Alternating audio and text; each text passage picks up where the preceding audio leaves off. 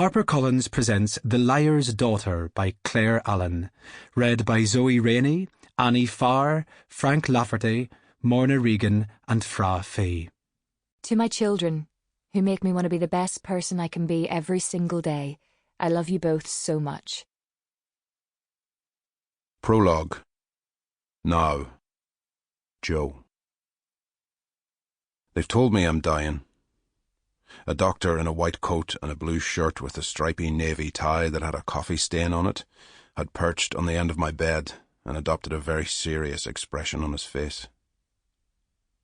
A nurse, who I'd heard give out to her colleagues about the lack of resources on the ward and how she was getting sick, sore and tired of working her arse off for too much responsibility and not enough money, had pulled the clinical blue curtain around my bed to afford me some privacy.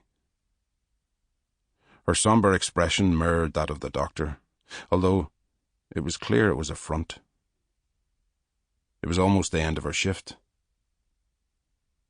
This was a life-changing moment for me.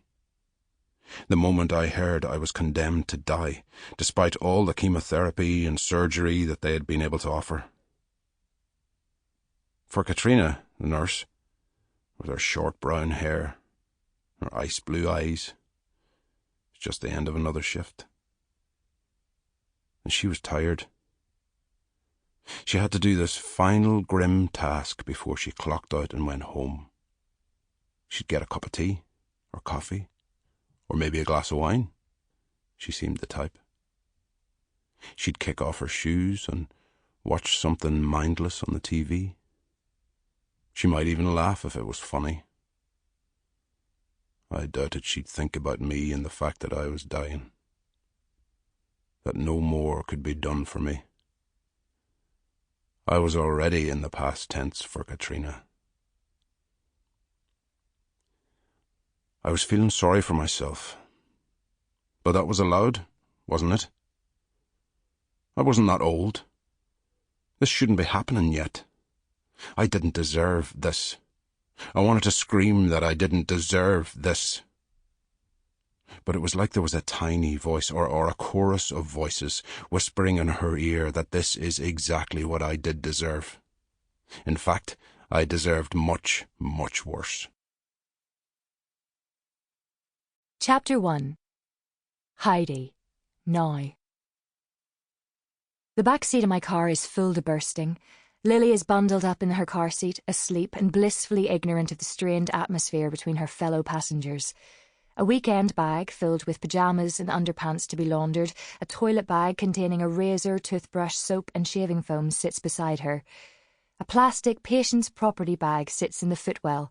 It's loaded with boxes of medication, dressings, instructions that I will have to will my postpartum brain into reading and understanding once we're back at Joe's house. I won't call it home. It ceased to be my home the moment my mother died, also from cancer. Unlike Joe McKee, the man who has played the role of my father for the past 21 years, she didn't deserve it. "Did you lift my slippers?" Joe asks as I help him ease his seatbelt on.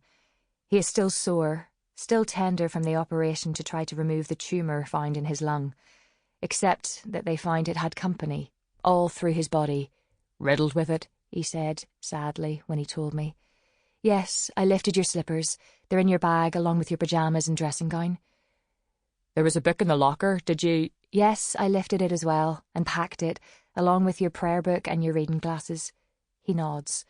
"I wonder how many more books I'll read," he says to himself as much as anything. "You know what the doctor said," I tell him. "Take one day at a time." "Those days are still numbered, though, aren't they? I doubt I'll see the spring."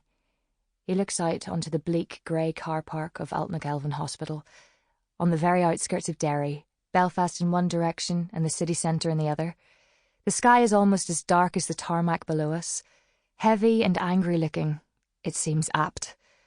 Joe has always liked spring, more so as he grew older and found comfort in God. "A time of renewal," he would say as the evenings stretched and the temperatures crept up. I know as well as he does there'll be no renewal for him this year. "You never know," I say, even though we do know. Odds are he'll be gone before the seasons change. He shakes his head slowly, looks ahead. "Some things you feel, Heidi." I switch on the engine, nudge the car into first gear. Sample complete. Ready to continue?